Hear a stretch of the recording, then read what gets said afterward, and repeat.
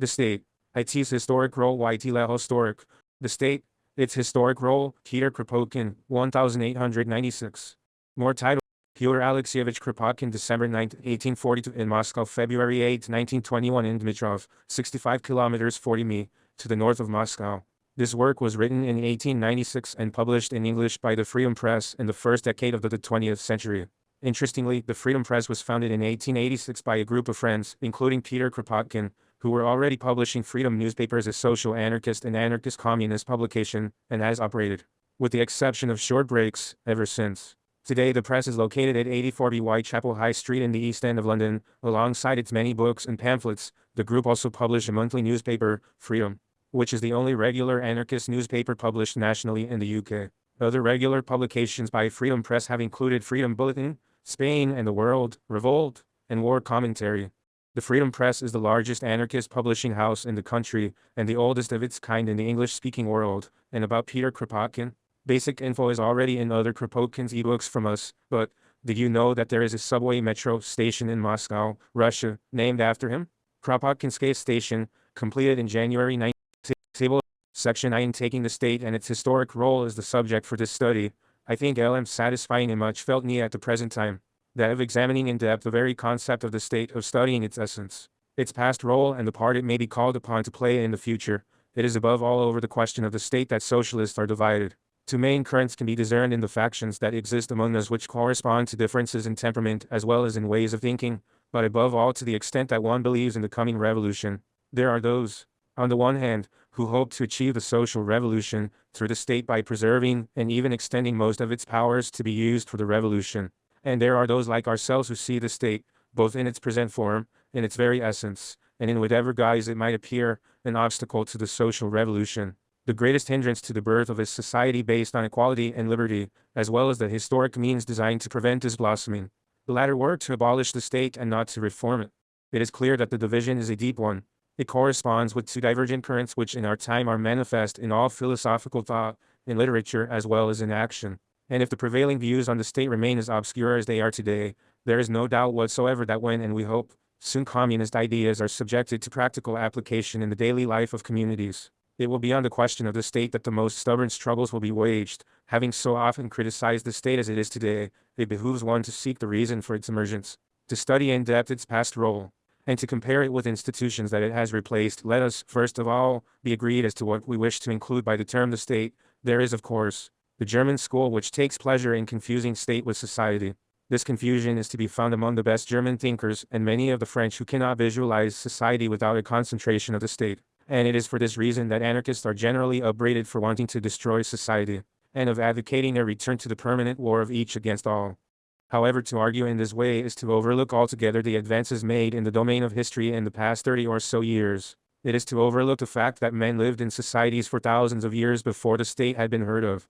It is to forget that so far as Europe is concerned, the state is of recent origin. It barely goes back to the 16th century, and finally, it is to ignore that the most glorious periods in man's history are those in which civil liberties and communal life had not yet been destroyed by the state, and in which large numbers of people lived in communes and free federations.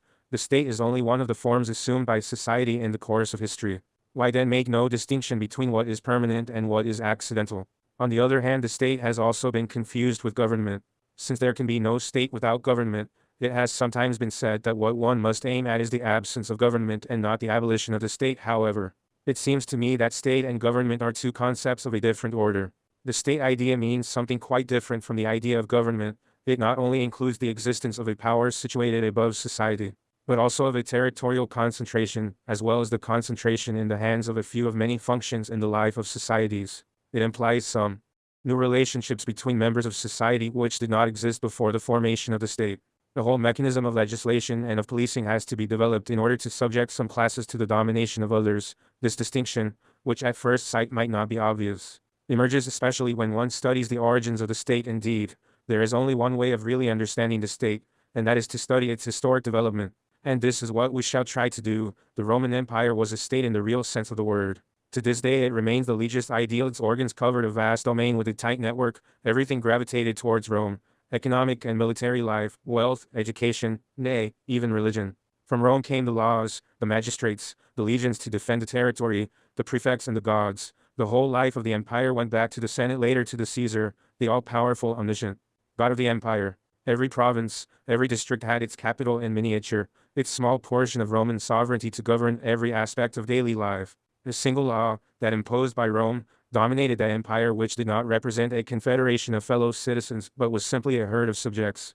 Even now, the legist and the authoritarian still admire the unity of that empire, the unitarian spirit of its laws and, as they put it, the beauty and harmony of that organization, but the disintegration from within, hastened by the barbarian invasion, the extinction of local life, which could no longer resist the attacks from outside on the one hand nor the canker spreading from the center on the other, the domination by the rich who had appropriated the land to themselves and the misery of those who cultivated it, all these causes reduced the empire to a shambles, and on these ruins a new civilization developed which is now ours. So, if we leave aside the civilization of antiquity and concentrate our attention on the origin and developments of this young barbarian civilization, right up to the times when, in its turn, it gave birth to our modern states, we will be able to capture the essence of the state better than had we directed our studies to the Roman Empire, or to that of Alexander of Macedonia, or again the despotic monarchies of the East, and using, for instance, these powerful barbarian overthrowers of the Roman Empire as our point of departure, we will be able to retrace the evolution of our whole civilization, from its beginnings and up to its stable phase. Section 11. Most philosophers of the 18th century had very elementary ideas on the origin of societies. According to them, in the beginning mankind lived in small isolated families, and perpetual warfare between them was the normal state of affairs. But one day, realizing at last the disadvantages of their endless struggles, men decided to socialize. The social contract was concluded among the scattered families who willingly submitted themselves to an authority which, need I say, became the starting point as well as the initiator of all progress. And does one need to add, since we have been told as much at school, that our present governments have so far remained in their noble role as the salt of the earth, the pacifiers and civilizers of the human race? This idea dominated the 18th century, a period in which very little was known about the origins of men, and one must add that in the hands of the encyclopedists and of Rousseau, the idea of the social contract became a weapon with which to fight the divine rights of kings. Nevertheless, in spite of the services it may have rendered in the past, this theory must be seen to be false. The fact is that all animals, with the exception of some carnivores and birds of prey, and some species which are becoming extinct, live in societies. In the struggle for life, it is the gregarious species which have an advantage over those that are not. In every animal classification, they are at the top of the ladder, and there cannot be the slightest doubt that the first human beings with human attributes were already living in societies. Man did not create society. Society existed before man. We now also know, and it has been convincingly demonstrated by anthropology, that the point of departure for mankind was not the family, but the clan, the tribe. The patriarchal family as we know it, or as it is depicted in Hebrew traditions, did not appear until very much later. Men spent tens of thousands of years in the clan or tribal phase.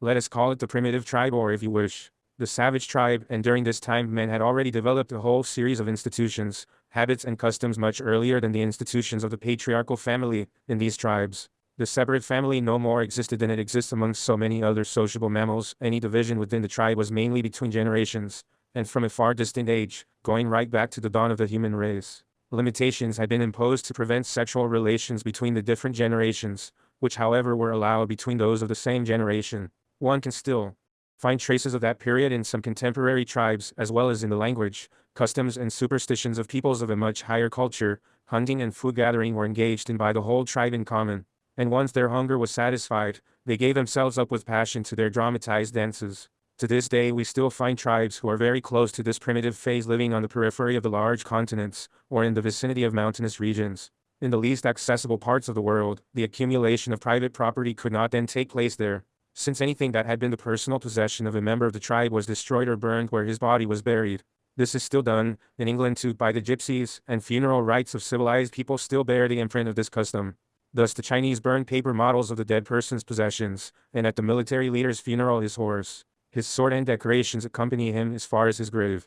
The meaning of the institution has been lost, but the form has survived. Far from expressing contempt for human life, those primitive people hated murder and blood.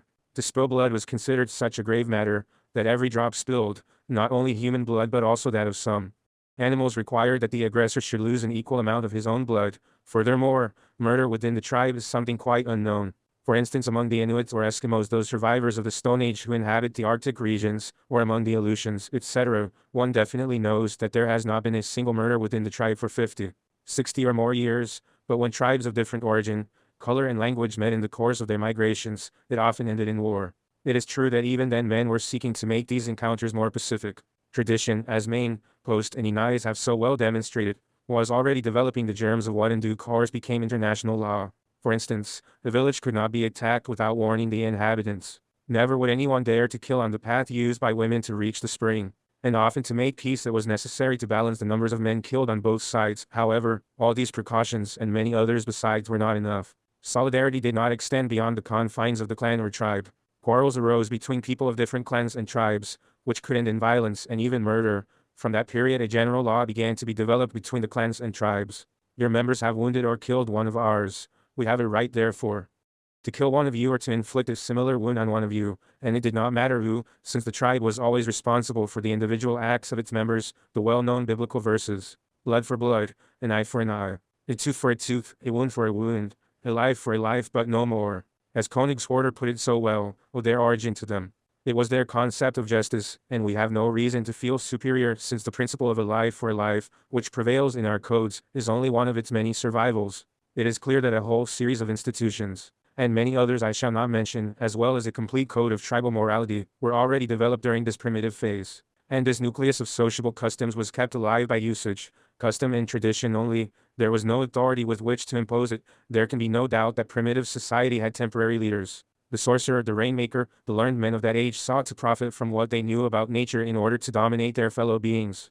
Similarly, he who could more easily memorize the proverbs and songs in which all tradition was embodied became influential at popular festivals. He would recite these proverbs and songs in which were incorporated the decisions that had been taken on such an occasion by the people's assembly, in such and such a connection. In many a small tribe this is still done, and dating from that age, these educated members sought to ensure a dominant role for themselves by communicating their knowledge only to the chosen few, to the initiates. All religions, and even the arts and all trades have begun with mysteries, and modern research demonstrates the important role that secret societies of the initiates played to maintain some traditional practices in primitive clans. Already the germs of authority are present there. It goes without saying that the courageous, the daring and above all, the prudent, also became the temporary leaders in the struggles with other tribes or during migrations. But there was no alliance between the bearer of the law, the one who knew by heart the tradition and past decisions, the military chief, and the sorcerer, and the state was no more part of these tribes than it is of the society of bees or ants, or of our contemporaries the Patagonians and the Eskimos.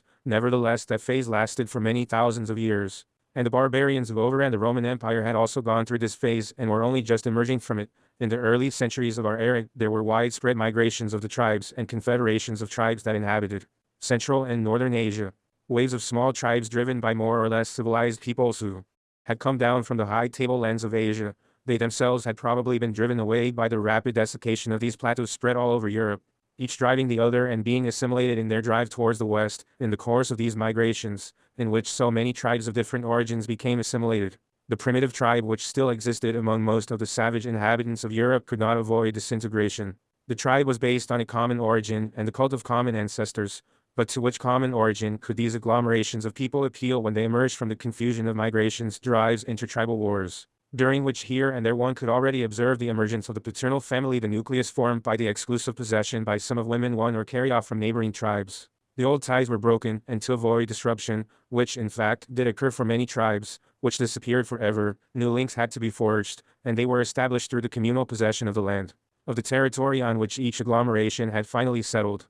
Readers interested in this subject as well as in that of the communal phases and of the free cities, will find more detailed information and source references in my book Mutual Aid, nowadays available for free on Amazon Kindle. HTT Mutual Factor Evolution www.amazon.com Alexievich Kropotkin ebook B004TS8 CTW Rev equals is R13. This equals the idle text and IE equals UTF-8 and ID equals 1,397,263,433 and SR equals 1. 3 and K words equals ETR plus Kropotkin. The possession in common of a particular area, of this small valley or those hills, became the basis for a new understanding. The ancestral gods lost all meaning, so then local gods, of that small valley or this river or that forest, gave their religious sanction to the new agglomerations by replacing the gods of the original tribe. Later Christianity, always willing to adjust to pagan survivals, made them into local saints. Henceforth, the village community consisting entirely or partly of individual families all united however, by the possession in common of the land became the essential link for centuries to come. Over vast areas of Eastern Europe, Asia and Africa, it still survives. The barbarians, Scandinavians, Germans, Slavs, etc., who destroyed the Roman Empire lived under such an organization, and by studying the codes of the barbarians of that period, as well as the confederations of village communities that exist today, among the Kabyles, the Mongols, the Hindus, the Africans, etc., it has been possible to reconstruct in its entirety that form of society which was the starting point of our present civilization as it is today. Let us therefore have a look at this institution. Section 111. The village community consisted then, as it still does, of individual families, but all the families of the same village owned the land in common. They considered it as their common heritage and shared it out among themselves on the basis of the size of each family, their needs, and their potential. Hundreds of millions of human beings still live in this way. Eastern Europe, India, Java, etc. It is the same kind of system that has been established in our time by Russian peasants, freely in Siberia. As soon as the state gave them a chance to occupy the vast Siberian territory in their own way, today the cultivation of the land in a village community is carried out by each individual household independently. Since all the arable land is shared out between the families and further shared out when necessary, each cultivates its field as best it can. But originally, the land was also worked in common, and this custom is still carried on in many places, at least on a part of the land. As to the clearing of woodland and the thinning of forests, the construction of bridges, the building of small forts and turrets, for use as places of safety in the event of invasion, all these activities were carried out on a communal basis, just as hundreds of millions of peasants still do where the village commune has held out against the encroachments of the state. But consumption, to use a modern term, was already operating on a family basis, each family having its cattle, its kitchen garden and stores. The means both for hoarding and for handing down goods and chattels accumulated through inheritance had already been introduced. In all its affairs the village commune was sovereign. Local custom was law, and the plenary assembly of all the heads of family, men and women, was the judge, the only judge, in civil and criminal matters. When an inhabitant had lodged a complaint against another and stuck his knife in the ground at the place where the commune normally assembled, the commune had to find the sentence. According to local custom, once the fact of an offense had been established by the juries of the two parties in litigation, were I to recount all the interesting aspects of this phase, I would not have the space in which to do so. I must therefore refer the reader to mutual aid. Suffice it to mention here that all the institutions which states were to seize later for the benefit of minorities, that all notions of law that exist in our codes, which have been mutilated in favor of minorities, and all forms of judicial procedure, in so far as they offer guarantees to the individual, had their beginnings in the village commune. So when we imagine that we have made great advances in introducing, for instance, the jury, all we have done is to return to the institution of the so-called barbarians after having changed it to the advantage of the ruling classes. Roman law was simply grafted to customary law. The sense of national unity was developing at the same time through large free federations of village communes, the village commune being based on the possession in common and very often in the cultivation in common of the land, and being sovereign both as judge and legislator of customary law, satisfied most of the needs of the social being, but not all its needs. There were still others that had to be satisfied. Now, the spirit of the times was not to appeal to a government as soon as a new need was making itself felt.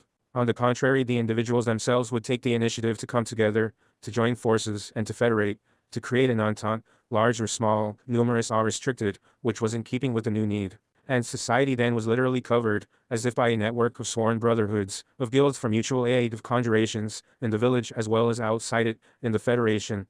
We may observe this phase and spirit at work even today, among many barbarian federations, which have remained outside the modern state's copy on the Roman, or rather Byzantine model. Thus, to take one example among many, the Kabyles have maintained their village community, with the characteristics I have just mentioned, land in common, communal tribunals, etc. But man feels the need for action beyond the narrow confines of his hamlet.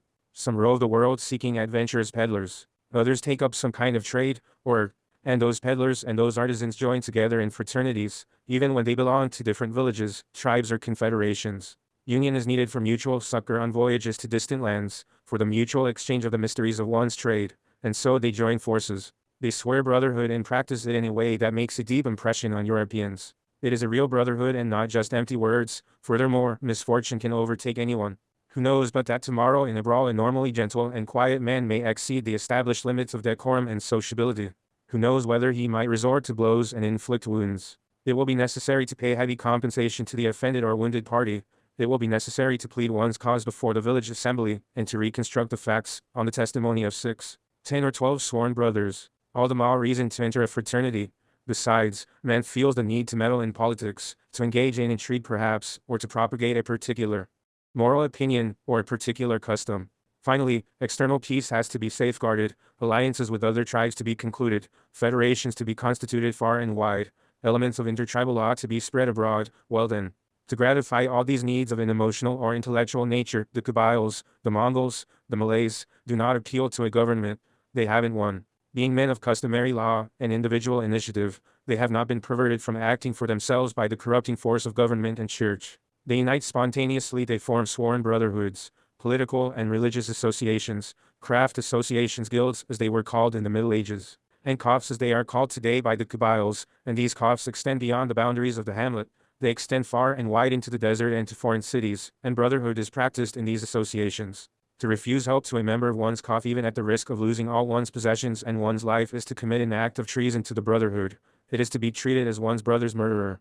What we find today among the Kabyles, Mongols, Malays, etc., was the very essence of life of the barbarians in Europe from the 5th to the 12th and even until the 15th century. Under the name of guilds, friendships, brotherhoods, etc., associations abounded for mutual defense, to avenge affronts suffered by some members of the Union and to express solidarity, to replace the eye for an eye, vengeance by compensation, followed by the acceptance of the aggressor in the brotherhood, for the exercise of trades, for aid in case of illness, for defense of the territory, to prevent encroachments of a nascent authority, for commerce, for the practice of good neighborliness, for propaganda, in a word, for all that Europeans, educated by the Rome of the Caesars and the popes, nowadays expect from the state. It is even very doubtful whether there was a single man in that period, free man or serf, apart from those who had been banned by their own brotherhoods, who did not belong to a brotherhood or some guild, as well as to his commune. The Scandinavian sagas extol their achievements. The devotion of sworn brothers is the theme of the most beautiful poems. Of course, the church and nascent kings, representatives of the Byzantine or Roman law which reappeared, hurled their excommunications and their rules and regulations at the brotherhood. But fortunately they remained a dead letter. The whole history of the epic loses its meaning and is quite incomprehensible if one does not take those brotherhoods into consideration, these unions of brothers and sisters, which sprang up everywhere to deal with the many needs in the economic and personal lives of the people. In order to appreciate the immense progress achieved by this double institution of village communities and freely sworn brotherhoods outside any Roman Catholic or statist influence, take for instance Europe as it was at the time of the barbarian invasion, and compare it with what it became in the 10th and 11th centuries. The untamed forest is conquered and colonized. Villages cover the country, and are surrounded by fields and hedges and protected by small forts interlinked by paths crossing forests and the marshes. In these villages one finds the seeds of industrial arts and discovers a whole network of institutions for maintaining internal and external peace. In the event of murder or wounding, the villagers no longer seek, as in the tribe, to eliminate or to inflict an equivalent wound on the aggressor, or even one of his relatives or some of his fellow villagers. Rather is it the brigand lords who still adhere to that principle, hence their wars without end, whereas among villagers compensation, fixed by arbiters, becomes the rule after which peace is re-established, and the aggressor is often, if not always, adopted by the family who has been wronged by his aggression. Arbitration for all disputes becomes a deeply rooted institution, in daily use in spite of and against the bishops and the nascent kinglets, who would wish every difference should be laid before them, or their agents, in order to benefit from the fine formerly levied by the village on violators of the peace when they brought their dispute before them, and which the kings and bishops now appropriate. And finally, hundreds of villages are already united in powerful federations, sworn to internal peace, who look upon their territory as a common heritage and are united for mutual protection. These were the seeds of European nations, and to this day one can still study those federations in operation among the Mongol, the Turco-Finnish and Malayan tribes. Meanwhile, black clouds are gathering on the horizon. Other unions of dominant minorities are also established, which seek slowly to make these free men into serfs, into subjects. Rome is dead, but its tradition is reborn, and the Christian Church, haunted by the visions of Eastern theocracies, gives its powerful support to the new powers that seek to establish themselves. Far from being the bloodthirsty beast he was made out to be in order to justify the need to dominate him, man has always preferred peace and quiet. Quarrelsome rather than fierce, he prefers his cattle, the land, and his hut to soldiering. For this reason, no sooner had the great migrations of barbarians slowed down, no sooner had the hordes and the tribes fortified themselves more or less in their respective territories, than we see that defense of the territory against new waves of emigrants is entrusted to someone who engages a small band of adventurers, hardened warriors or brigands to follow him, while the overwhelming majority engages in rearing cattle, in working the land. And that defender soon begins to accumulate riches. He gives horses and iron then very expensive to the miserable cultivator, who has neither horse nor plow, and reduces him to servitude. He also begins to lay down the basis for military power, and at the same time, little by little, the tradition that makes the law is being forgotten by the majority.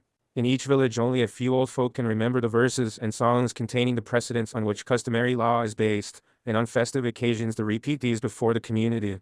And slowly, certain families make it their specialty, transmitted from father to son, of remembering these songs and verses, of preserving the purity of the law. Villagers would go to them to adjudicate on complicated disputes, especially when two confederations could not agree to accept the decisions of the arbiters chosen from among themselves. Princely and royal authority is already germinating in these families. And the more I study the institutions of that period, the more do I see that customary law did much more to create that authority than did the power of the sword.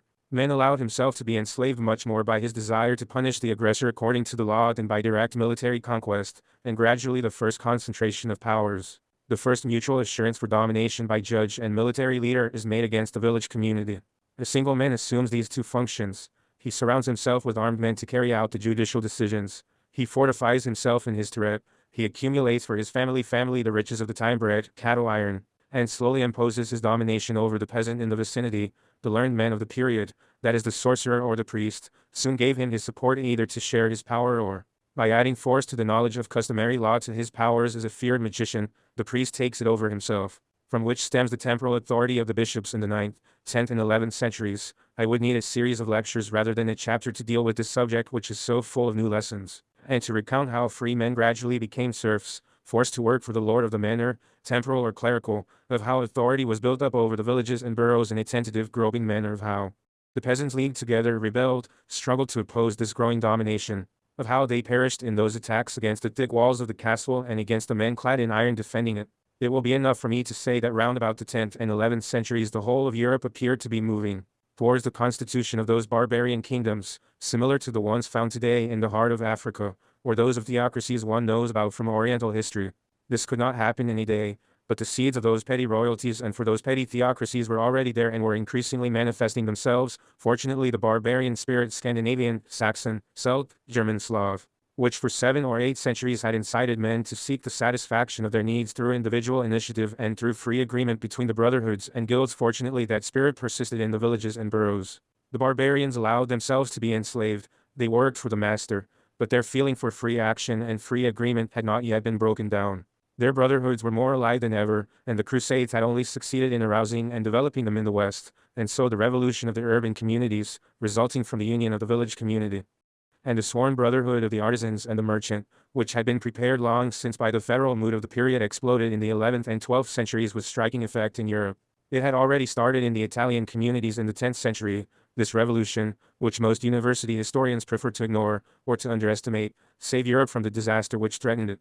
It arrested the development of theocratic and despotic kingdoms in which our civilization might well have foundered, after a few centuries of pompous splendor, just as did the civilizations of Mesopotamia, Assyria and Babylon. It opened the way for a new way of life, that of the free communes.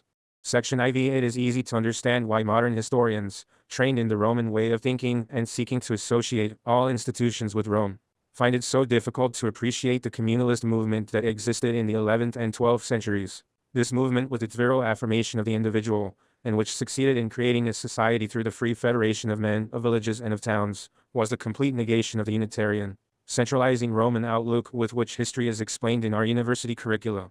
Nor is it linked to any historic personality, or to any central institution. It is a natural development, belonging, just as did the tribe and the village community, to a certain phase in human evolution, and not to any particular nation or region.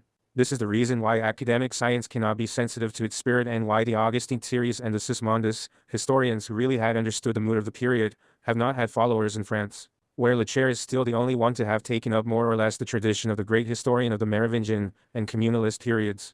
It further explains why, in England and Germany, research into this period as well as an appreciation of its motivating forces, are of very recent origin. The commune of the Middle Ages, the free city, owes its origin on the one hand to the village community and on the other, to those thousands of brotherhoods and guilds which were coming to life in that period independently of the territorial union. As a federation between these two kinds of unions, it was able to assert itself under the protection of its fortified ramparts and turrets. In many regions it was a peaceful development. Elsewhere, and this applied in general to Western Europe, it was the result of a revolution. As soon as the inhabitants of a particular borough felt themselves to be sufficiently protected by their walls, they made a conjuration. They mutually swore an oath to drop all pending matters concerning slander, violence or wounding, and undertook, so far as disputes that might arise in the future, never again to have recourse to any judge other than the syndics which they themselves would nominate. In every good neighborly or art guild, in every sworn brotherhood, it had been normal practice for a long time. In every village community, such as had been the way of life in the past, before the bishop and the petty king had managed to introduce, and later impose on it, its judge. Now, the hamlets and parishes which made up the borough, as well as the guilds and brotherhoods which developed within it, looked upon themselves as a single amatus, nominated their judges and swore permanent union between all those groups. A charter was soon drawn up and accepted. If need be, someone would be sent off to copy the charter of some neighboring small community. We know of hundreds of such charters, and the community was set up. The bishop or the prince, who had been until then the judge in the community, and often more or less its master, could in the circumstances only recognize the fait accompli, or oppose the new conjuration by force of arms. Often the king, that is the prince who sought to be a cut above the other princes and whose coffers were always empty, would grant the charter for ready cash. Thus he refrained from imposing his judge on the community, while at the same time gaining prestige in the eyes of the other feudal lords. But this was by no means the rule. Hundreds of communes remained active with no other authority than their goodwill, their ramparts and their lances, in the course of 100 years. This movement spread in an impressively harmonious way throughout Europe by imitation, to be sure covering Scotland, France, the Low Countries, Scandinavia, Germany, Italy, Poland and Russia. And when we now compare the charters and the internal organization of all these communities, we are struck by the virtual uniformity of these charters and the organization that grew in the shadow of these social contracts. What a striking lesson for the Romanists and the Hegelians, for whom servitude before the law is the only means of achieving conformity in institutions. From the Atlantic to the middle course of the Volga, and from Norway to Sicily, Europe was being covered with such communities, some becoming populated cities such as Florence, Venice, Amiens, Nuremberg or Novgorod. Others remaining struggling villages of 100 or as few as some 20 families, but nevertheless treated as equals by their more prosperous sisters, as organisms bubbling with life. Communities obviously developed in different ways. Geographical location, the nature of external commerce, and resistance from outside to overcome all gave each community its own history. But for all of them the basic principle was the same. The same friendship, amicus of the village communities, and the guilds associated within the precincts, whether it was Pskov in Russia and Bruges in Flanders, a village of 300 inhabitants in Scotland, or prosperous Venice with its islands, a village in the north of France or one in Poland, or even Florence La Belle. They all represent the same amicus, the same friendship of the village communes and guilds, united behind the walled precincts. Their constitution, in its general characteristics, is the same. Generally the walls of the town grew longer and thicker as the population grew, and were flanked by towers which grew taller and taller, and were each raised by this or that district, or guild, and consequently displayed individual characteristics. The town was divided into 4, 5 or 6 sections or sectors, which radiated from the citadel, or the cathedral towards the city ramparts. Each of these sectors was inhabited mainly by an art or trade, whereas the new trades, the young arts, occupied the suburbs, which in due course were enclosed by a new fortified wall. The street, or the parish, represented the territorial unit, corresponding to the earlier village community. Each street or parish had its popular assembly, its forum, its popular tribunal, its priest, its militia, its banner, and often its seal, the symbol of its sovereignty. Though federated with other streets, it nevertheless maintained its independence. The professional unit, which often was more or less identified with the district or with the sector, was the guild, the trade union. The latter also had its saints, its assembly, its forum, and its judges. It had its funds, its landed property, its militia, and its banner. It also had its seal, symbol of its sovereignty. In the event of war, its militia joined, assuming it was considered expedient, with the other guilds, and planted its own banner alongside the large banner, Karos, of the city. Thus the city was the union of the district's streets, parishes, and guilds, and had its plenary assembly and the grand forum, its large belfry, its elected judges, and its banner to rally the militias of the guilds and districts. It dealt with other cities as sovereign, federated with whomever it wished, concluded alliances nationally or even outside the national territory. Thus the Cinque ports around Dover were federated with French and Dutch ports across the Channel. The Russian Novgorod was the ally of the Germano-Scandinavian Hansa, and so on. In its external relations, each city possessed all the attributes of the modern state. From that period onwards, what came to be known later as international law was formed by free contracts and subject to sanction by public opinion in all the cities. Just as later it was to be more often violated than respected by the states. On how many occasions would a particular city, unable to find the sentence, in a particularly complicated case, send someone to seek the sentence in a neighboring city? How often was the prevailing spirit of that period arbitration, rather than the judge's authority, demonstrated with 2 communes taking a third one as arbitrator? The trades also acted in this way. Their commercial and craft relations extended beyond the city, and their agreements were made without taking into account nationality. And when in our ignorance we boast of our international workers, congresses, we forget that by the 15th century international congresses of trades and even apprentices were already being held. Lastly, the city either defended itself against aggressors and itself waged fierce war against the feudal lords in the neighborhood, naming each year one or two military commanders for its militias, or it accepted a military defender, a prince or a duke which it selected for 1 year and dismissed at will. For the maintenance of his soldiers, he would be given the receipts from judicial fines, but he was forbidden to interfere in the affairs of the city, or if the city were too weak to free itself from its neighbors the feudal vultures, it kept as its more or less permanent military defender, the bishop, or the prince of a particular family, Guelph or Ghibelline in Italy, the Rurik family in Russia, or the Olgiards in Lithuania, but was jealously vigilant in preventing the authority of the bishop or the prince extending beyond the men encamped in the castle. They were even forbidden to enter the city without permission. To this day, the King of England cannot enter the city of London without the permission of the Lord Mayor. The economic life of the cities in the Middle Ages would deserve to be recounted in detail. The interested reader is referred to what I have written on the subject in Mutual Aid, in which I rely on a vast body of up-to-date historic research on the subject. Here it must suffice simply to note that internal commerce was dealt with entirely by the guilds, not by individual artisans, prices being established by mutual agreement. Furthermore, at the beginning of that period, external commerce was dealt with exclusively by the city. It was only later that it became the monopoly of the merchants, guild, and later still of individual merchants. Furthermore, nobody worked on Sundays, nor on Saturday afternoons, bath day. The provisioning of the principal consumer goods was always handled by the city, and this custom was preserved for corn in some Swiss towns until the middle of the 19th century. In short, there is a massive and varied documentation to show that mankind has not known, either before or since, a period of relative well-being assured to everybody as existed in the cities of the Middle Ages. The present poverty, insecurity, and physical exploitation of labor were then unknown. Section B. With these elements: liberty, organization from the simple to the complex, production and exchange by the trades, guilds, foreign trade handled by the whole city and not by individuals, and the purchase of provisions by the city for resale to the citizens at cost price. With such elements, the towns of the Middle Ages for the first 2 centuries of their free existences became centers of well-being for all the inhabitants, centers of wealth and culture, such as we have not seen since. One has but to consult the documents which made it possible to compare the rates at which work was remunerated and the cost of provisions. Rogers has done this for England, and a great number of German writers for Germany, to learn that the labor of an artisan, and even of his simple day laborer, was paid at a rate not attained in our time, not even by the elite among workers. The account books of colleges of the University of Oxford, which covers 7 centuries beginning at the 12th, and of some English landed estates, as well as those of a large number of German and Swiss towns, are there to bear witness, if one also considers the artistic finish and amount of decorative work the craftsman of that period put into not only the objects of art he produced, but also into the simplest of household utensils: a railing, a candlestick, a piece of pottery. One realist that he did not know what it meant to be hurried in his work, or overworked as is the case in our time.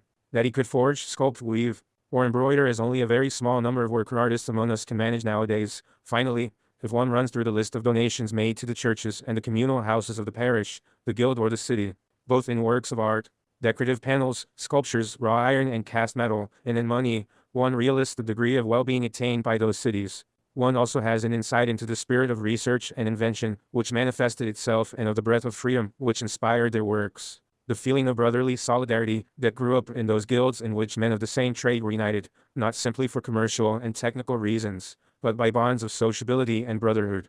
Was it not in fact the role of the guild that 2 brothers should sit at the bedside of each sick brother? A custom which certainly required devotion in those times of contagious diseases and the plague, and to follow him as far as the grave, and then look after his widow and children. Abject poverty, misery, uncertainty of the morrow for the majority, and the isolation of poverty, which are the characteristics of our modern cities, were quite unknown in those free oases, which emerged in the 12th century amidst the feudal jungle, in those cities, sheltered by their conquered liberties, inspired by the spirit of free agreement and of free initiative. A whole new civilization grew up and flourished in a way unparalleled to this day. All modern industry comes to us from these cities. In 3 centuries, industries and the arts attained such perfection that our century has only been able to surpass them in speed of production, but rarely in quality, and very rarely in the intrinsic beauty of the product. All the arts we seek in vain to revive now: the beauty of a Raphael, the strength and boldness of a Michelangelo, the art and science of a Leonardo da Vinci, the poetry and language of a Dante, and not least, the architecture to which we owe the cathedrals of Leon, Reims, Cologne, Pisa, Florence. As Victor Hugo so well put it, "Les pupils en effet maken," they were built by the people. The treasures of sheer beauty of Florence and Venice, the town halls of Bremen and Prague, the towers of Nuremberg and Pisa, and so on ad infinitum, all was the product of that age. Do you wish to measure the progress of that civilization at a glance? Then compare the dome of St. Mark in Venice with the rustic arch of the Normans, the paintings of Raphael with the embroidery of the Bayle, tapestries, instruments of mathematics and physics, and the clocks of Nuremberg with the hourglasses of the preceding centuries, the rich language of Dante with his uncouth Latin of the 10th century. A new world was born between the two. With the exception of that other glorious period, once more free cities of ancient Greece, never had humanity made such giant step forward. Never, in the space of 2 or 3 centuries, had man undergone such far-reaching changes, nor so extended his power over the forces of nature. You are perhaps thinking of the civilization and progress of our century which comes in for so much boasting? But in each of its manifestations, it is only the child of the civilization that grew up with the free communes. All the great discoveries made by modern science, the compass, the clock, the watch, printing, maritime discoveries, gunpowder, the laws of gravitation, atmospheric pressure of which the steam engine is a development, the rudiments of chemistry, the scientific method already outlined by Roger Bacon and applied in Italian universities, where do all these originate if not in the free cities, and the civilization which was developed under the protection of communal liberties? It will perhaps be pointed out that and forgetting the internal conflicts, the domestic struggles, with which the history of these communes is filled, the street riots, the bitter wars waged against the lords, the insurrection of the young arts, against the old arts, the blood spilled in those struggles and in the reprisals that followed, no. In fact, I forget nothing. But like Leo and Botta, the 2 historians of medieval Italy, and Sismondi, Ferrari, Gino Caponi and so many others, I see that those struggles were the very guarantee of a free life in the free city.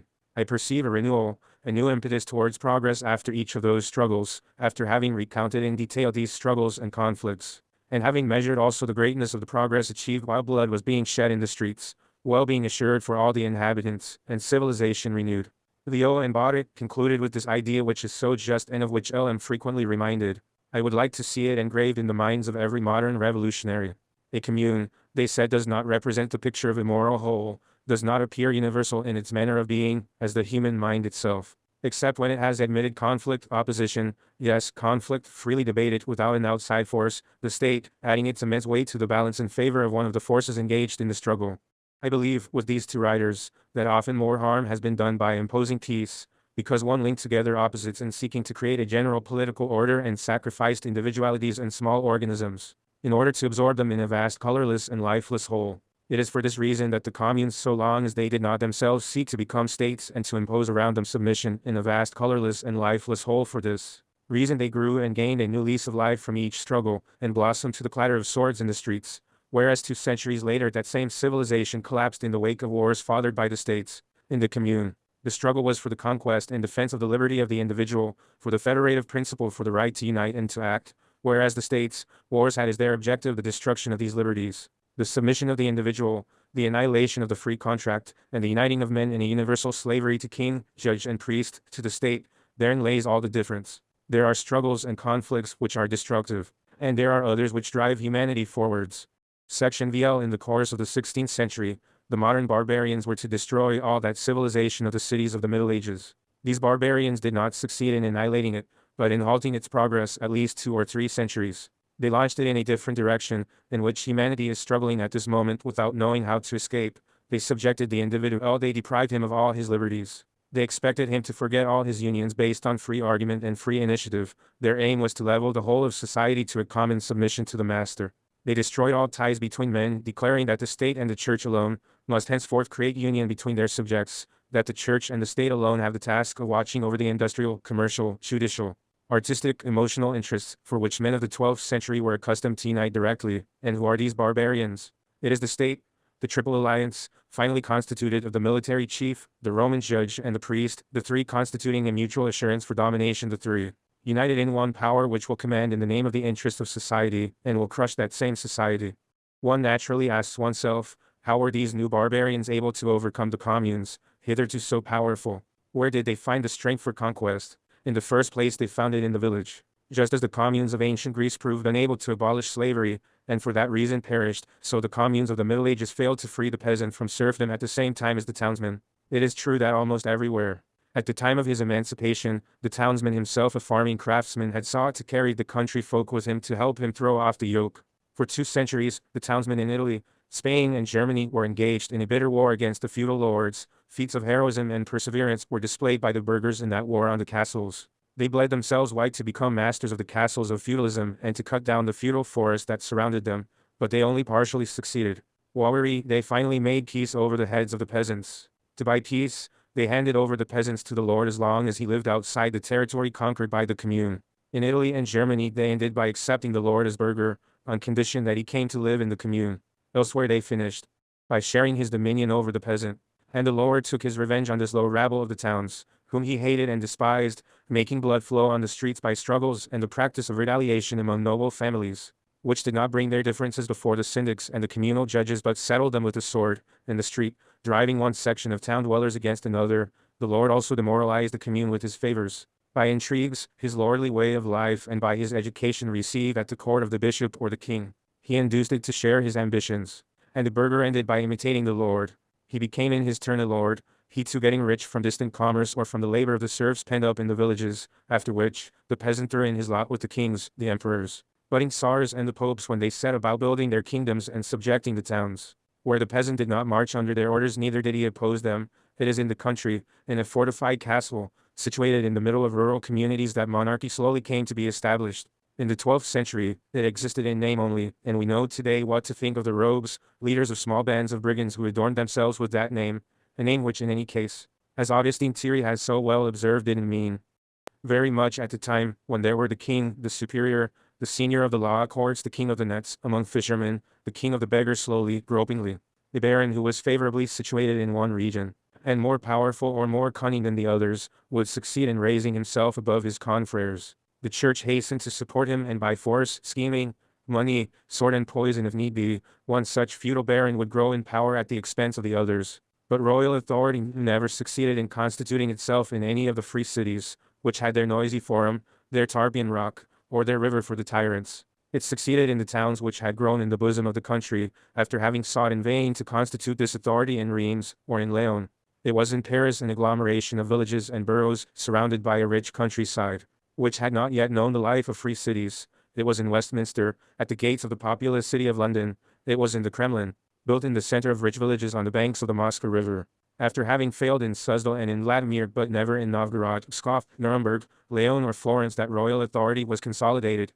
The peasants from the surroundings supplied the nascent monarchies with food, horses and men. Royal and not communal, in this case commerce, added to their wealth. The church surrounded them with its attention.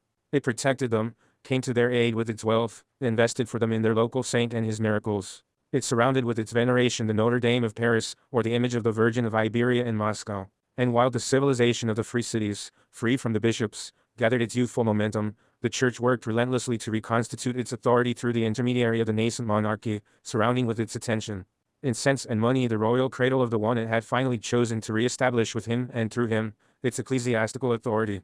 In Paris, Moscow, Madrid and Prague you see the church bending over the cradle of royalty, the lighted torch in her hand, the executioner by her side, hardworking and tenacious, strengthened by her statist education, leaning on the man of strong will or cunning whom she would look for in no matter what class of society, made for intrigue and versed in Roman and Byzantine law. You can see her unrelentingly marching towards her ideal. The absolute Judaic king who nevertheless obeys the high priest, the secular arm at the orders of the ecclesiastical power. In the 16th century, this slow labor of the two conspirators is already operating at full force. A king already dominates his rival fellow barons, and this power will soon be directed against the free cities to crush them in their turn. Besides, the towns of the 16th century were no longer what they had been in the 12th, 13th, and 14th centuries, born of the libertarian revolution. They nevertheless lacked the courage or the strength to spread their ideas of equality to the neighboring countryside, not even to those who had come later to settle in the city precincts, those sanctuaries of freedom, where they created the industrial crafts. In every town one finds a distinction being drawn between the families who made the revolution of the 12th century, simply known as the families, and those who came later and established themselves in the city.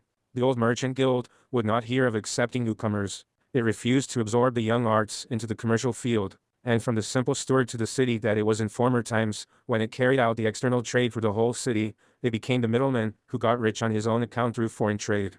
It imported oriental ostentation, it became moneylender to the city, and later joined the city lord and the priest against the lower orders, or instead it looked to the nascent king for support of its right to enrichment and its commercial monopoly.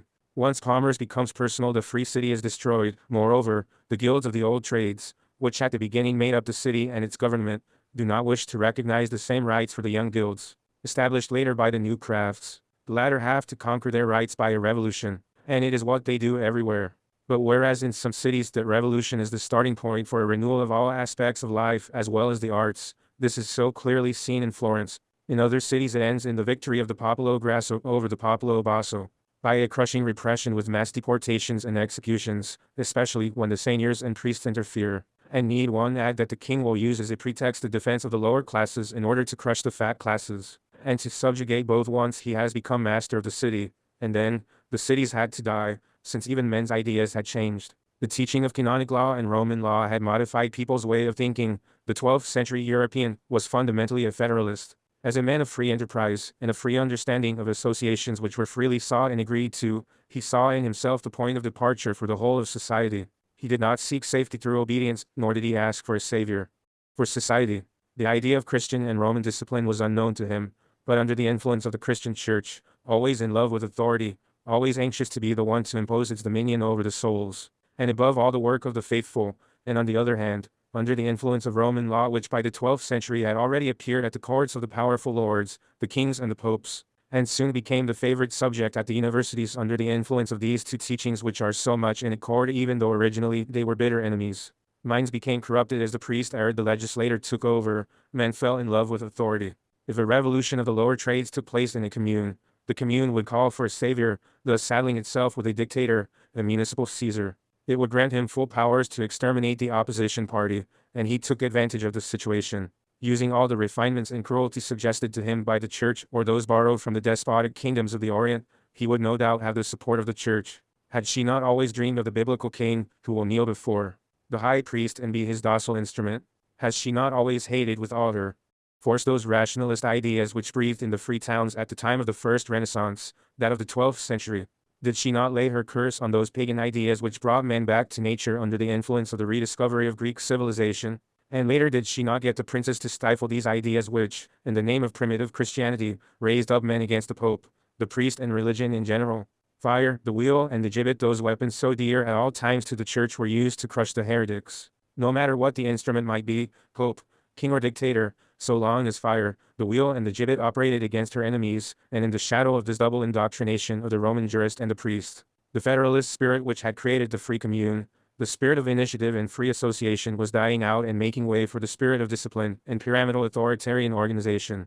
Both the rich and the poor were asking for a savior, and when the savior appeared, when the king, enriched far from turmoil of the forum in some town of his creation, propped up by the inordinately wealthy church and followed by defeated nobles and by their peasants, knocked at the gates of the city, promising the lower classes royal protection against the rich, and to the submissive rich his protection against the rebellious poor. The towns, already undermined by the cancer of authority, lacked the strength to resist him. The great invasions of Europe by waves of peoples who had come once more from the east assisted the rising royalty in this work of concentration of powers. The Mongols had conquered and devastated Eastern Europe in the 13th century, and soon an empire was founded there in Moscow, under the protection of the Khans of Tartary and the Russian Christian Church. The Turks had come to impose themselves in Europe and pushed forward as far as Vienna, destroying everything in their way. As a result, a number of powerful states were created in Poland, Bohemia, Hungary, and in Central Europe to resist these two invasions. Meanwhile, at the other extremity, the war of extermination waged against the Moors in Spain allowed another powerful empire to be created in Castile and Aragon, supported by the Roman Church and the Inquisition. By the sword and the stake, these invasions and wars inevitably led Europe to enter a new phase, that of military states, since the communes themselves were becoming minor states. These were bound in due course to be swallowed up by the larger ones. Section VLL. The victory of the state over the communes of the Middle Ages and the federalist institutions of the time was nevertheless not sudden. There was a period when it was sufficiently threatened for the outcome to be in doubt.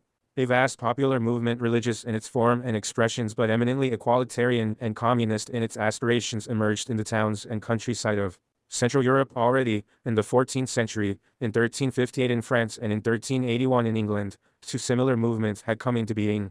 The two powerful uprisings of the Jacquerie and of Wat Tyler had shaken society to its very foundations. Both, however, had been principally directed against the nobility, and though both had been defeated, they had broken feudal power. The uprising of peasants in England had put an end to serfdom, and the Jacquerie in France had so severely checked serfdom in its development that from then on the institution simply vegetated, without ever reaching the power that it was to achieve later in Germany and throughout Eastern Europe. Now, in the 16th century, a similar movement appeared in Central Europe, under the name of the Hussite uprising in Bohemia, and a baptism in Germany, Switzerland and in the Low Countries, it was apart from the revolt against the lords, a complete uprising against the state and church, against Roman and canon law, in the name of primitive Christianity. Note, the time of troubles in Russia at the beginning of the 17th century represent a similar movement directed against serfdom and the state but without a religious basis. For a long time misrepresented by statist and ecclesiastical historians, this movement is only beginning to be understood today, the absolute freedom of the individual, who must only obey the commands of his conscience, and communism were the watchwords of this uprising. And it was only later, once the state and church had succeeded in exterminating its most ardent defenders and directing it to their own ends, that this movement, reduced in importance and deprived of its revolutionary character, became the Lutheran Reformation. With Luther the movement was welcomed by the princes, but it had begun as communist anarchism, advocated and put into practice in some places. And if one looks beyond the religious phraseology which was a tribute to the times, one finds in it the very essence of the current of ideas which we represent today, the negation of laws made by the state or said to be divinely inspired, the individual conscience being the one and only law, commune, absolute master of its destiny, taking back from the lords the communal lands and refusing to pay dues in kind or in money to the state. In other words, communism and equality put into practice. Thus when Denk, one of the philosophers of the Anabaptist movement, was asked whether nevertheless he recognized the authority of the Bible, he replied that the only rule of conduct which each individual finds for himself in the Bible was obligatory for him. And meanwhile, such vague formulas, derived from ecclesiastical jargon, that authority of the book, from which one so easily borrows arguments for and against communism, for and against authority, and so indefinite when it is a question of clearly affirming freedom, did not this religious tendency alone contain the germ for the certain defeat of the uprising? Born in the towns, the movement soon spread to the countryside. The peasants refused to obey anybody, and fixing an old shoe on a pike in the manner of a flag, they would go about recovering the land from the lords, breaking the bonds of serfdom, driving away priest and judge, and forming themselves into free communes. And it was only by the stake, the wheel and the gibbet, by the massacre of 100,000 peasants in a few years, that royal or imperial power, allied to that of papal or reformed church, Luther encouraging the massacre of the peasants with more virulence than the Pope, that put an end to those uprisings which had for a period threatened the consolidation of the nascent states. Lutheran reform, which had sprung from popular Anabaptism, was supported by the state, massacred the people and crushed the movement from which it had drawn its strength in the beginning. Then, the remnants of the popular wave sought refuge in the communities of the Moravian brothers, who in their turn were destroyed a century later by the church and the state.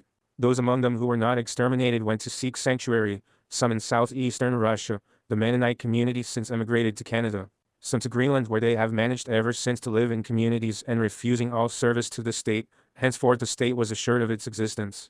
The jurist, the priest and the warlord, joined in an alliance around the thrones, were able to pursue their work of annihilation. How many lies have been accumulated by statist historians in the pay of the state on that period?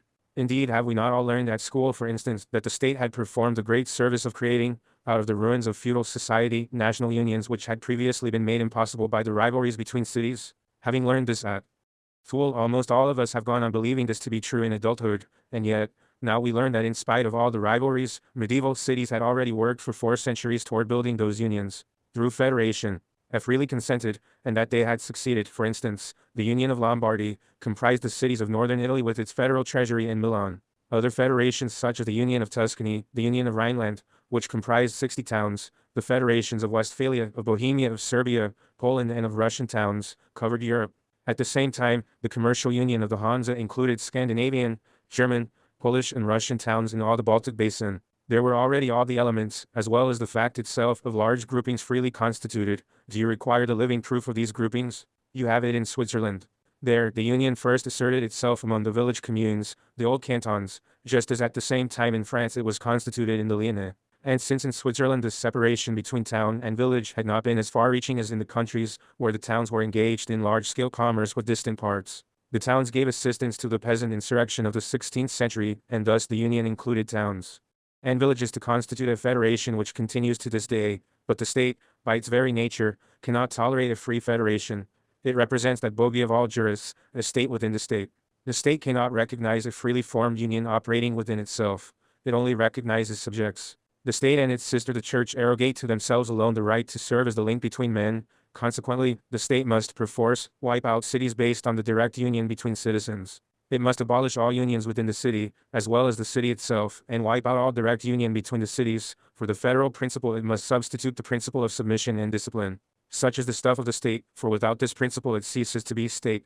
And the 16th century, a century of carnage and wars, can be summed up quite simply by this struggle of the nascent state against the free towns and their federations. The towns were besieged, stormed, and sacked, their inhabitants decimated or deported. The state in the end wins total victory. And these are the consequences. In the 16th century, Europe was covered with rich cities, whose artisans, masons, weavers, and engravers produced marvelous works of art.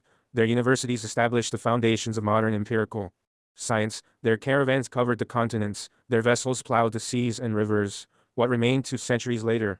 Towns with anything from 50,000 to 100,000 inhabitants, and which, as was the case of Florence, had a greater proportion of schools and, in the communal hospitals, beds, in relation to the population, than is the case with the most favored towns today, became rotten boroughs. Their populations were decimated or deported, the state and church took over their wealth, industry was dying out under the rigorous control of the state's employees, commerce dead.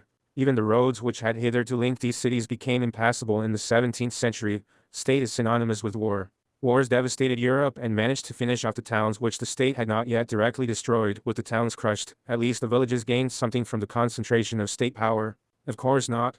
One has only to read what the historians tell us of life in the Scottish countryside, or in Tuscany and in Germany in the 16th century, and compare these accounts with those of extreme poverty in England in the years around 1648. In France under Louis XIV, the Roi Soleil, in Germany, in Italy, everywhere, after a century of state domination. Historians are unanimous in declaring that extreme poverty exists everywhere.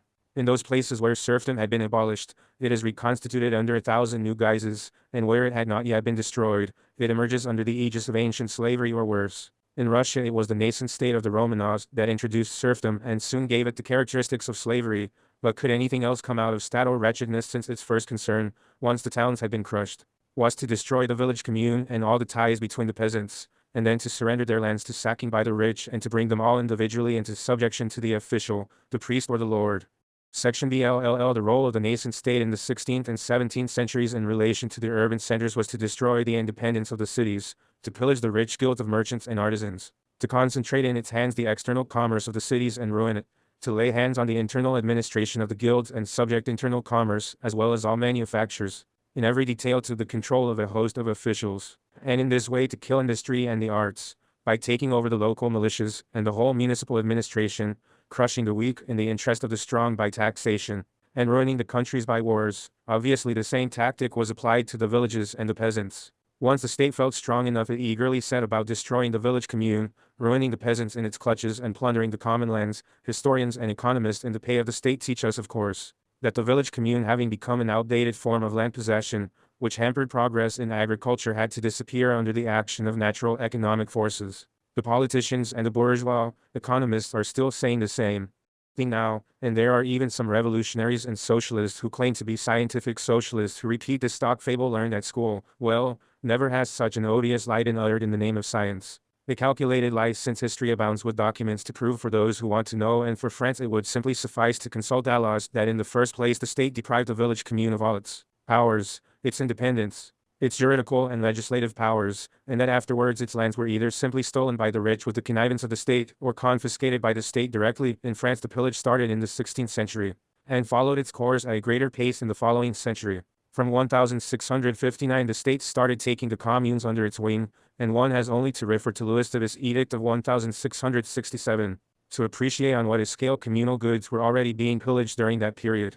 Each one has made the best of it for his best interests. They have been shared. To fleece the communes one made use of fictitious debts, the Roi Soleil said in that edict, and 2 years later he confiscated all the communes, income to his own advantage. Such is the meaning of a natural death, in the language which claims to be scientific.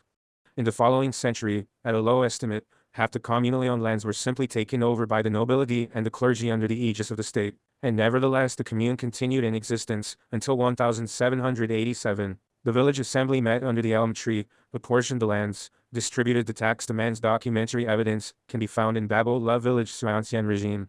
Turgot, in the province in which he was the administrator, had already found the village assemblies too noisy, and under his administration, they were abolished and replaced by assemblies elected from among the village Whigs, and on the eve of the revolution of 1787, the state generalized that measure. The mayor had been abolished, and the affairs of the commune thus came into the hands of a few syndics, elected by the richest bourgeois and peasants. The Constituent Assembly lost no time in confirming this law in December 1789, and the bourgeois took the place of the lords to divest the communes of what communal lands remained to them. It therefore needed one jockery after another in 1793 to confirm what the peasants in revolt had just achieved in eastern France. That is to say, the Constituent Assembly gave orders for the return of the communal lands to the peasants, which was in fact only done when already achieved by revolutionary action. It is the fate of all revolutionary laws, and it is time that it was understood. They are only enacted after the fait accompli, but whilst recognizing the right of the communes to the lands that had been taken away from them since 1669. The law had some of its bourgeois venom. Its intention was that the communal lands should be shared in equal parts only among the citizens, that is, among the village bourgeoisie. By a stroke of the pen it wanted to dispossess the inhabitants and the bulk of the impoverished peasants, who were most in need of these lands. Whereupon, fortunately, there were new jacqueries, and in July 1793 the convention authorized the distribution of the land among all the inhabitants individually, again something that was carried out only here and there, and served as a pretext for a new pillage of communal lands. Were these measures not already enough to provoke what those gentlemen called the natural death of the commune?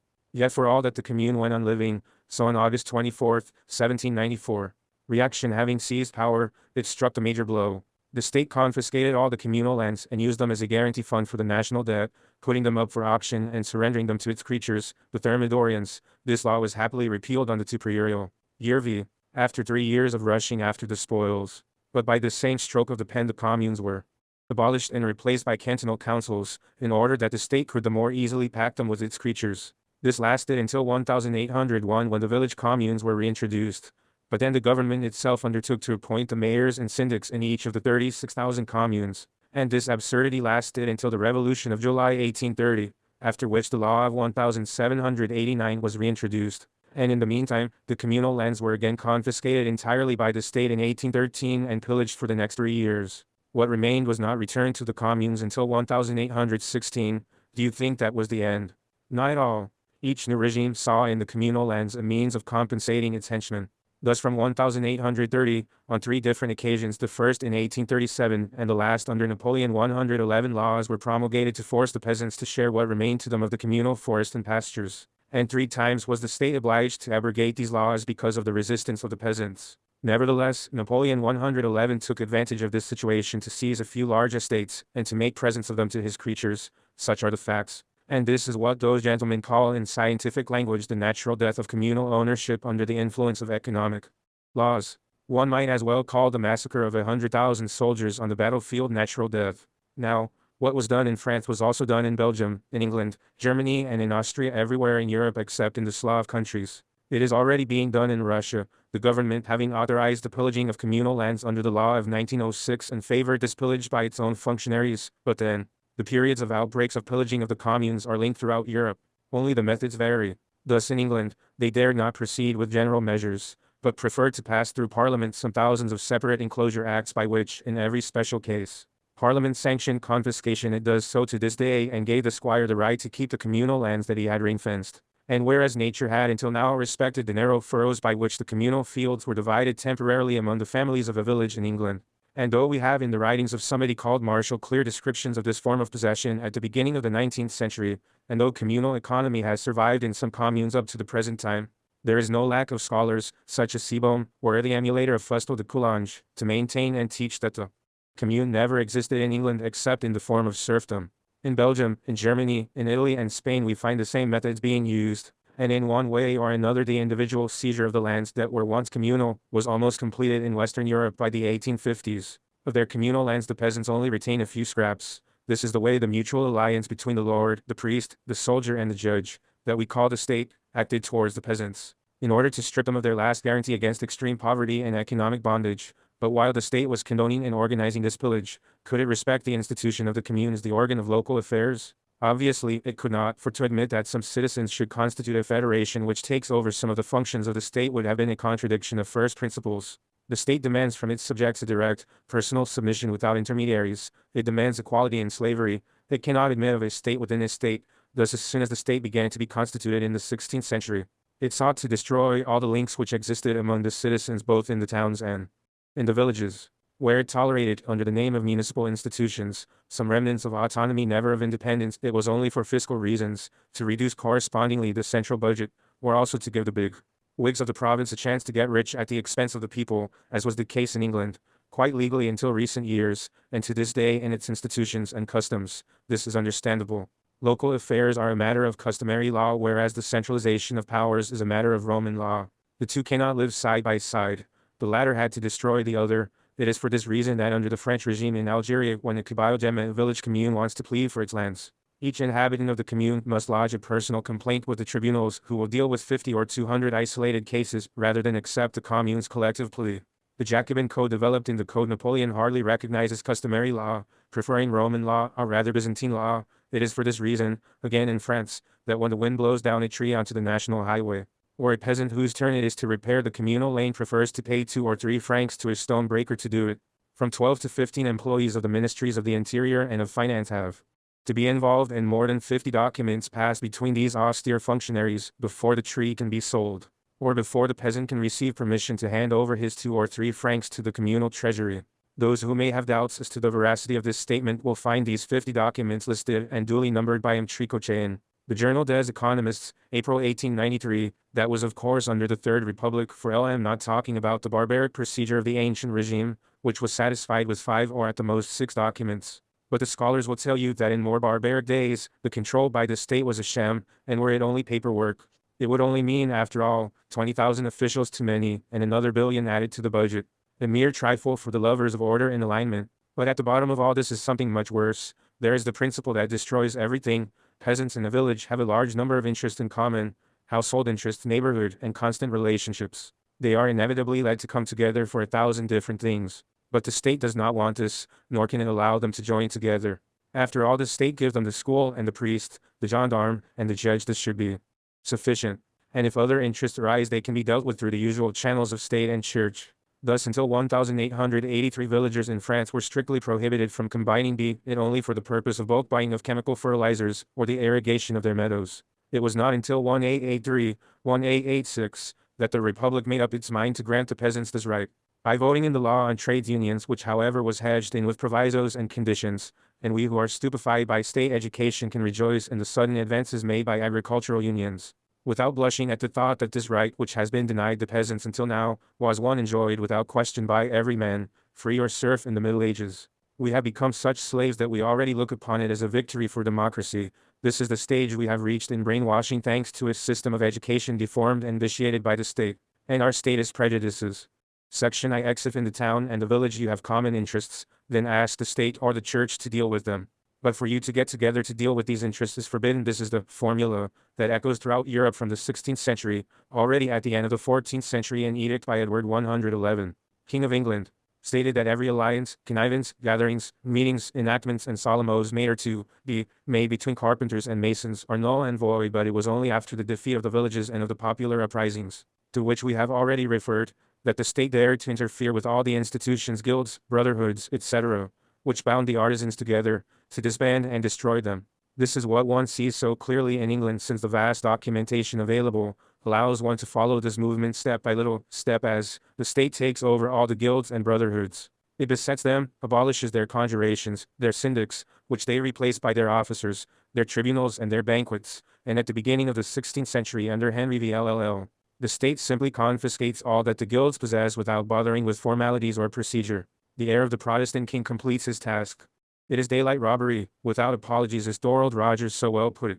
And again, it is this death that the so-called scientific economists describe as the natural death of the guilds under the influence of economic. Indeed, could the state tolerate the guild, the trade corporation, with its tribunal, its militia, its treasury, its sworn organization?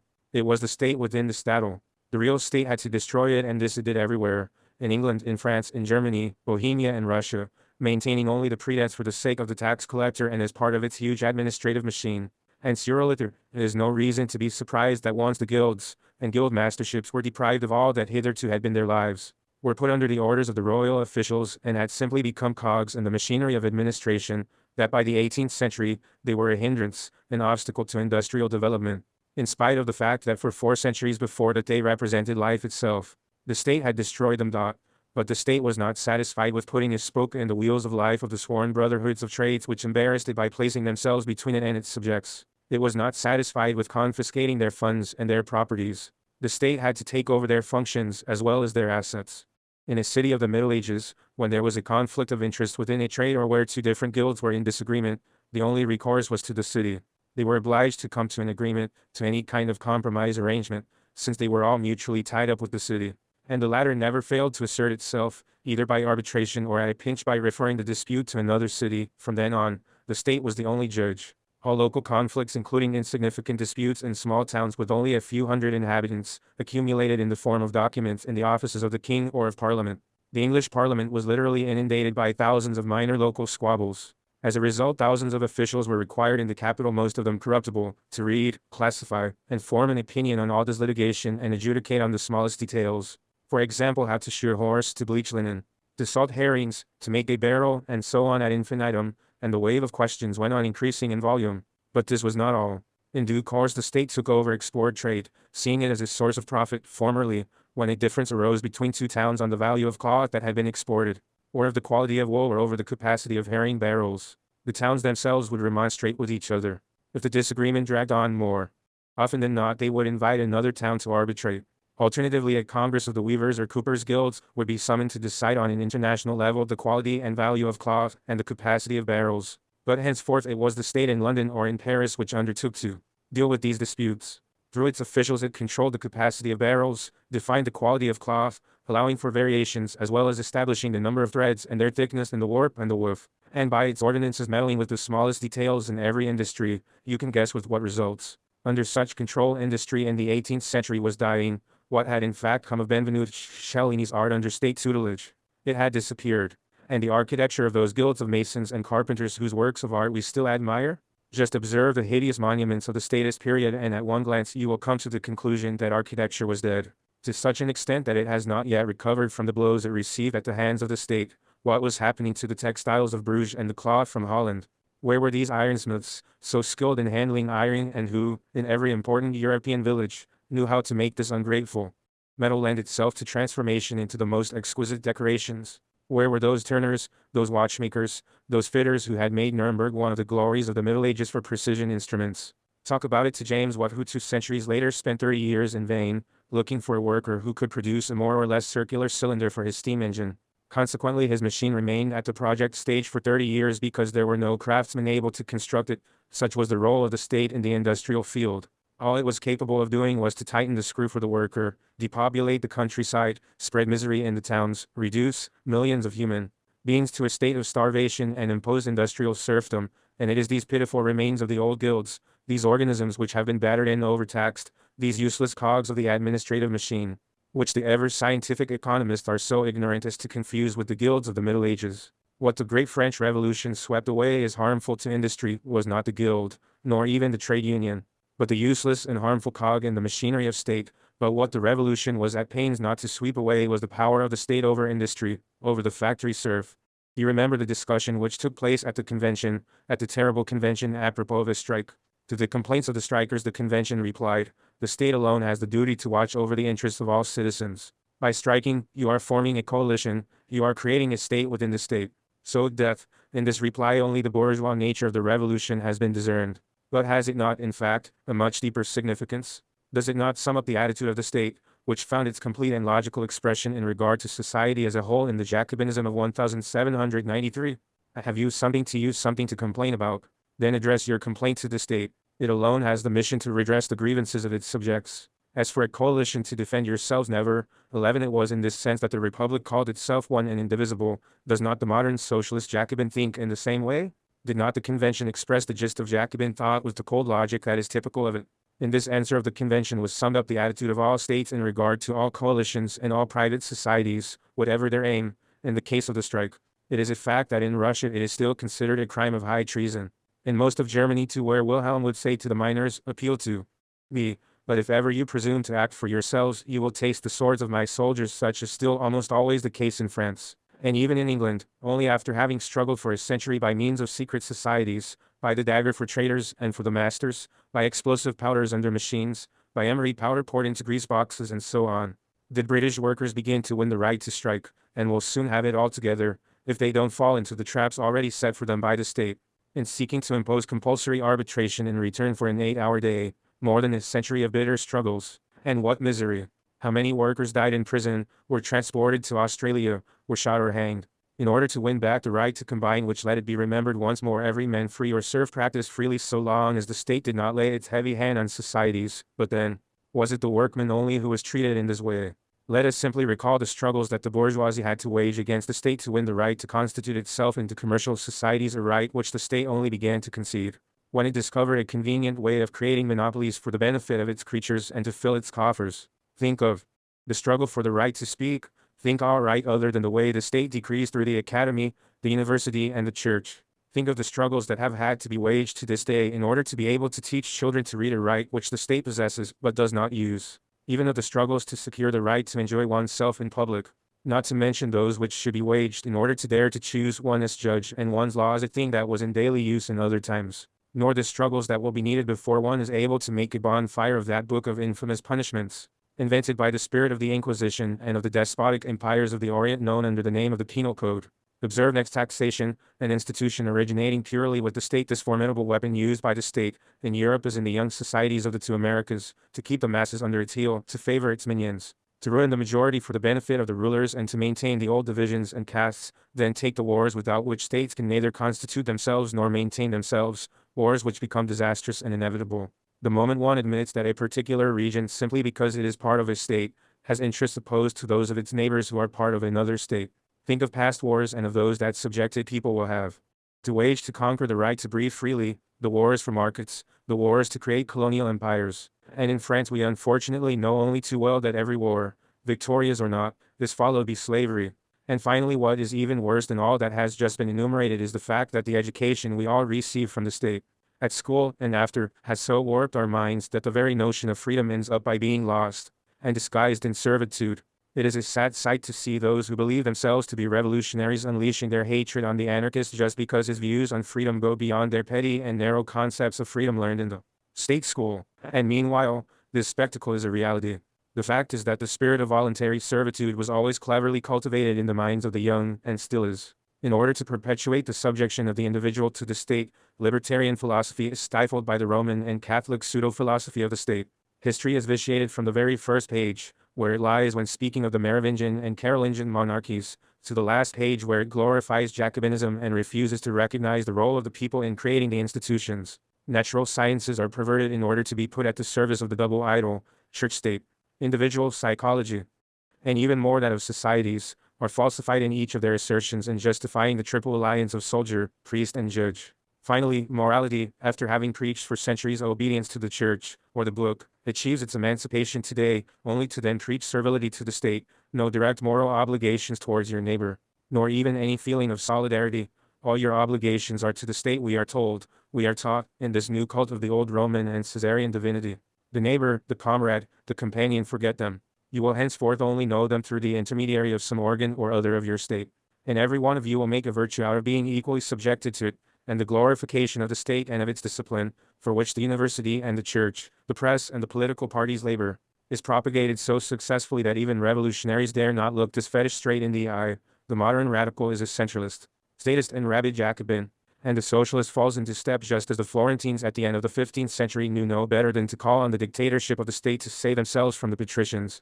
So the socialists can only call upon the same gods, the dictatorship of the state, to save themselves from the horrors of the economic regime created by that very same state.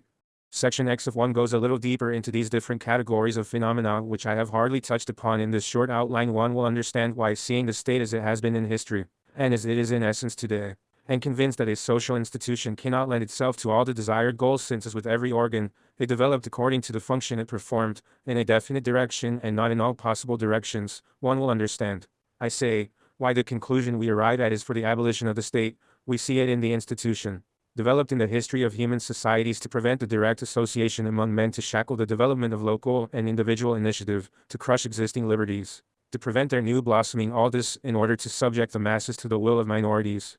And we know an institution, which has a long past going back several thousand years, cannot lend itself to a function opposed to history, for which and by which it was developed in the course of history. To this absolutely unshakable argument, for anyone who has reflected on history, what reply do we get?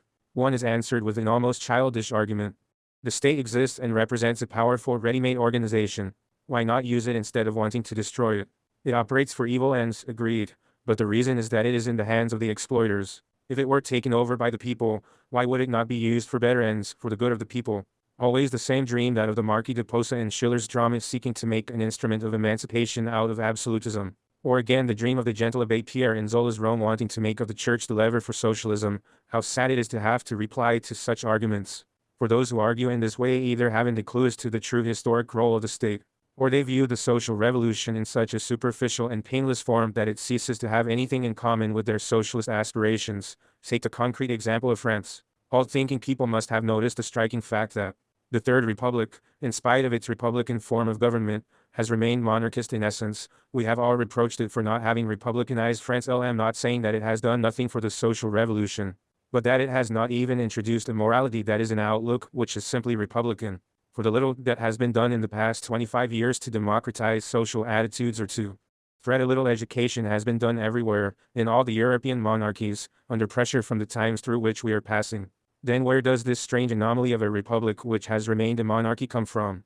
It arises from the fact that France has remained a state, and exactly where it was 30 years ago. The holders of power have changed the name, but all that huge ministerial scaffolding, all that centralized organization of white-collar workers, all this aping of the Rome of the Caesars which has developed in France, all that huge organization to assure and extend the exploitation of the masses in favor of a few privileged groups, which is the essence of the state institution, all that has remained. And those wheels of bureaucracy continue as in the past to exchange their 50 documents when the wind has blown down a tree onto the highway, and to transfer the millions deducted from the nation to the coffers of the privileged. The official stamp on the documents has changed, but the state, its spirit, its organs, its territorial centralization, its centralization of functions, its favoritism, and its role as creator of monopolies have remained. Like an octopus, they go on spreading their tentacles over the country. The Republicans, and now I'm speaking of the sincere ones, had cherished the illusion that one could utilize the organization of the state to effect a change in a Republican direction, and these are the results. Whereas it was necessary to break up the old organization, shatter the state, and rebuild a new organization from the very foundations of society, the liberated village commune, federalism, groupings from simple to complex, free working association, they thought of using the organization that already existed, and, not having understood that one does not make an historical institution follow in the direction to which one points, that is in the opposite direction to the one it has taken over the centuries, they were swallowed up by the institution. And this happened, though in this case it was not even a question yet of changing the whole economic relations in society. The aim was merely to reform only some aspects of political relations between men.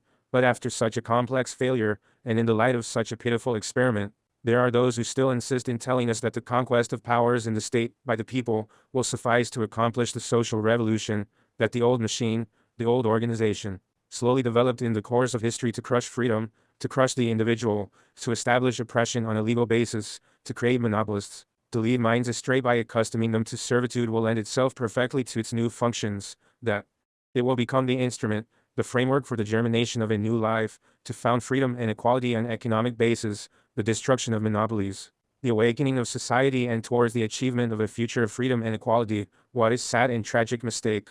To give full scope to socialism entails rebuilding from top to bottom a society dominated by the narrow individualism of the shopkeeper. It is not, as has sometimes been said by those indulging in metaphysical willingness, just a question of giving the worker the total product of his labor. It is a question of completely reshaping all relationships, from those which exist today between every individual and his churchwarden or his station master to those which exist between trades, hamlets, cities, and regions. In every street, in every hamlet, in every group of men gathered around a factory or along a section of the railway line, the creative, constructive, and organizational spirit must be awakened in order to rebuild life in the factory, in the village, in the store, in production, and in distribution of supplies. All relations between individuals and great centers of population have to be made all over again, from the very day, from the very moment one alters the existing commercial or administrative organization. And they expect this immense task, requiring the free expression of popular genius, to be carried out within the framework of the state and the pyramidal organization which is the essence of the state. They expect a state whose very raison d'etre is the crushing of the individual, the hatred of initiative, the triumph of one idea which must be inevitably that of mediocrity, to become the lever for the accomplishment of this immense transformation.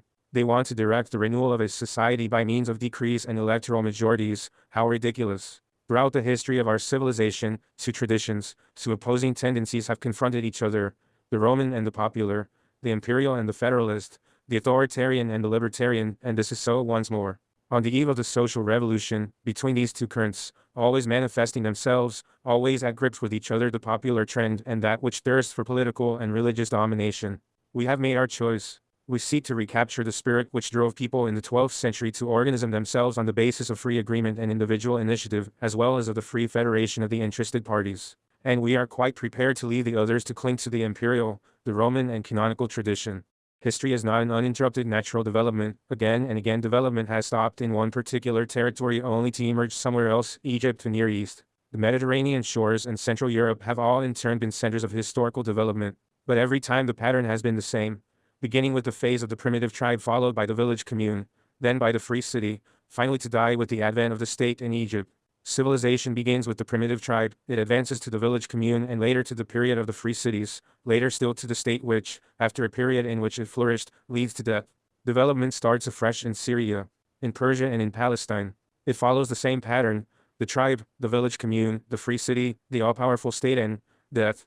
A new civilization then comes to life in Greece, always through the tribe. Slowly it reaches the level of the village commune and then to the republican cities. In these cities civilization reaches its zenith. But the East communicates its poisonous breath, its traditions of despotism. Wars and conquests create the empire of Alexander of Macedonia. The state asserts itself, grows, destroys all culture and, it is death. Rome in its turn restarts civilization. Once more one finds at the beginning the primitive tribe, then the village commune followed by the city. At this phase Rome was at the height of its civilization. But then come the state and the empire and then, death. On the ruins of the Roman Empire, Celtic, Germanic, Slavonic and Scandinavian tribes once more take up the threads of civilization. Slowly the primitive tribe develops its institutions and manages to build up the village commune. It lingers in this phase until the 12th century when the republican city arises, and this brings with it the blossoming of the human spirit, proof of which are the masterpieces of architecture, the grandiose development of the arts, the discoveries which lay the foundations of natural sciences. But then the state emerges. Death. Yes, death, a renewal. Either the state forever, crushing individual and local life, taking over in all fields of human activity, bringing with it all its wars and domestic struggles for power, its palace revolutions which only replace one tyrant by another, and inevitably at the end of this development there is death, or the destruction of states, and new life starting again in thousands of centers on the principles of the lively initiative of the individual and groups and that of free agreement. The choice lies with you. The End Anarcho-Communist Institute http://www.facebook.com